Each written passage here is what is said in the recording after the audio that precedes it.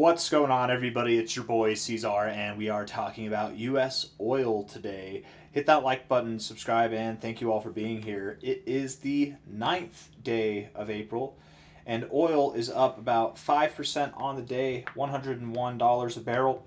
U.S. oil here, I believe that's what it is, right? Well, per barrel, whatever. That's the price, 101 right there. We got about 6 hours, 33 minutes left of this day. We've seen a massive dump off here, and I don't know why we even have volume on here. It's not going to help us. It's not that important, so I'll just mute that for now.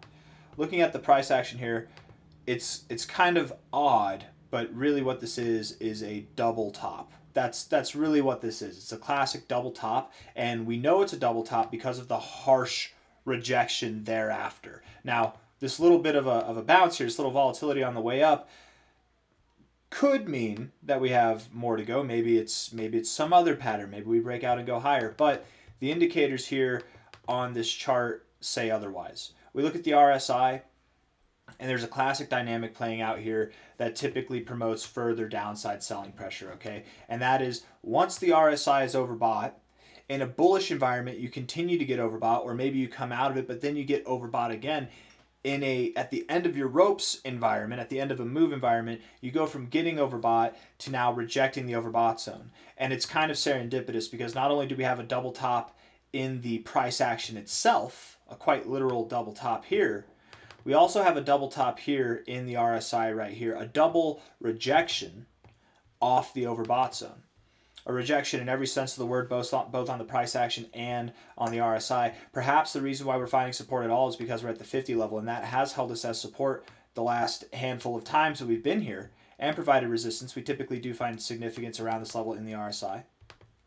But I do believe that this double top at the overbought zone in continuity with the double top here of the price action will promote lower prices to go. Now, here's how we validate this double top theory overall, beyond just the rejection, because technically still, yes, we have higher lows.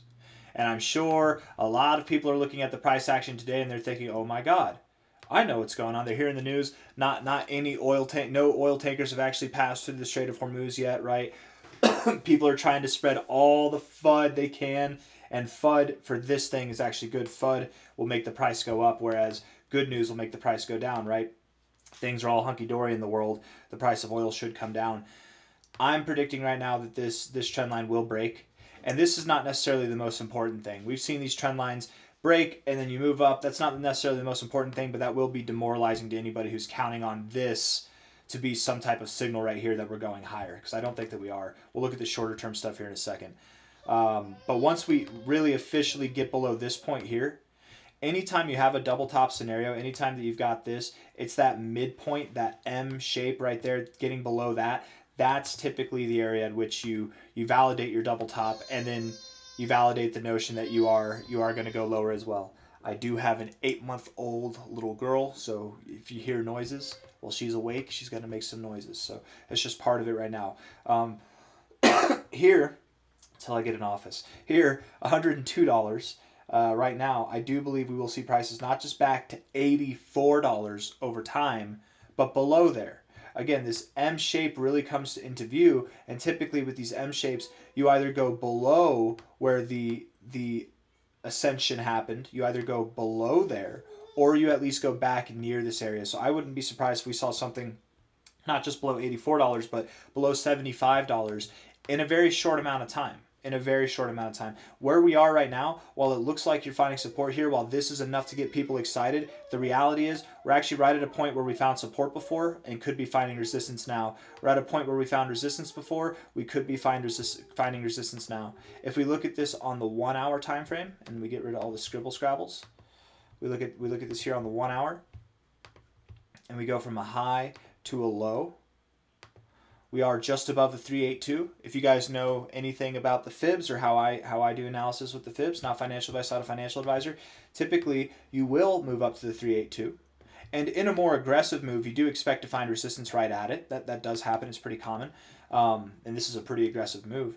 But here at the 382, it's very common to wick above and then close below in a given day. If we were to come back down and close below 100 and basically $100 by the end of this day over the next 6.5 hours, if we were to come back and close below $100 by the end of this day, we would effectively wick above the 382 and close below it, and that is a bearish signal. So watch for that. Watch for that. Again, the signal is this. It's very common in retracements to go just above the 382 and then close below it in a given day. If we close below $100, we've done just that, and that is a bearish signal. A bearish signal that will provide lower price action than where we had here, that we have more to go. Okay? That doesn't mean it's just going to be a straight free fall. It could. We moved up pretty fast. We can move down pretty fast. It could mean that, but it would at least mean that there will be some methodology to the downside here, okay? And again, I'm in favor of us filling this gap. I'm in favor of us even going below potentially $60. Like we could really return to prices that are below $60 here. I'll be proven wrong, or at least I'll start to shake in my little bare boots here on oil if we get back above about $108, $110. If we do that, then there really is potential that this video will age like sour milk, and that we go up to $126 a barrel, 137, higher than that, more, whatever.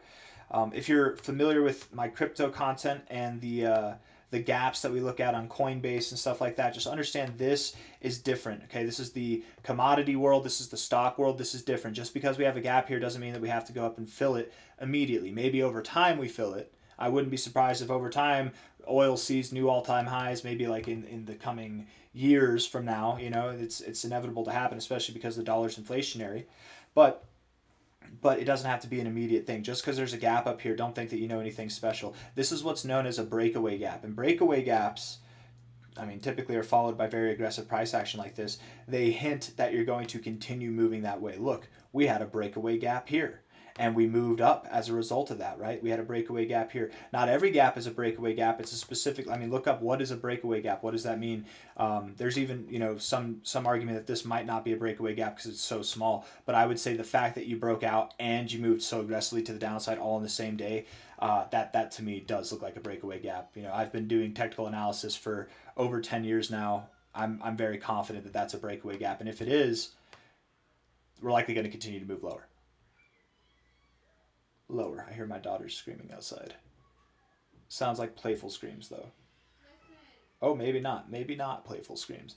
But I think my wife's got it under control. Might have to help out here in a second. We got 85, $84 is this low here. When we break below that, we will likely see a extension of this low to high here, and that should take us anywhere from $77 to $68. And again, potentially, likely we go lower. The fact that we have a gap right here, and the golden ratios here, I have a very strong belief that over the coming weeks, whether it's in this month of April or in the month of June or July, over the coming weeks, maybe over the coming months, we should see prices that are down around this $68 level. 69, dude, and then we probably see a little bit of retracement, back test prior support as resistance, and continue to work down. I don't think oil is just going to plummet through the floor. Maybe it does. It can. I think it will be a more methodical kind of approach down, and eventually I really wouldn't be surprised if in the long term, in the midterm, we see prices below $60, let alone below $70. So I don't really have anything else to say. I've said it all. Why don't I have, do I not have my indicators? There we go. The stochastics look bearish. The MACD is pretty hot. We can definitely come down. It looks like we took a bullish situation, turned it bearish. We have some bearish divergence and all that. We look at the 1 hour time frame. We're overbought here, sure, but we're just reset. We've been overbought on the stochastics and green on the MACD for a while. Mark my words, guys. We are going to start dropping down probably the rest of this day here. I doubt that we continue to move up from here. If you're getting excited on oil, you need to be careful. We're right at a point to reject here on the 3 hour time frame, right at a point to reject here on the RSI and the stochastics and the MACD, all three at once. Just because it crossed green does not mean that we're moving up. There are false crosses, and we do have an hour and 24 minutes left. If in the next hour and 24 minutes we come down, we will likely not be crossing green. We will likely be touching the oscillators together and then rejecting from there, which is a pretty common thing to do whenever you're moving down. So we're at a point to reject with the MACD, I believe, and the stochastics and the RSI. The stochastics and the RSI are definitely at points to reject here. I don't really have anything else to say. RSI is overbought. Cool down, cool off. You're going to come lower, man. You are. And if you're buying here, or going long here, my condolences to your losses. Hit that like button, subscribe, take care of yourself. Bye bye.